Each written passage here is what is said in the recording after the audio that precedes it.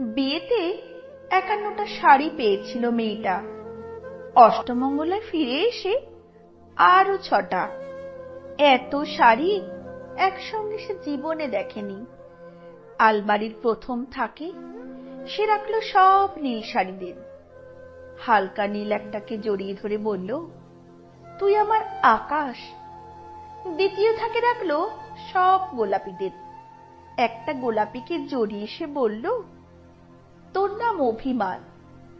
তৃতীয় থাকে ৩টে ময়ূর, যেন ৩ দিক থেকে ছুটে আসা সুখ। তেজপাতা রং যে শাড়িটার, তার নাম দিল বিষাদ।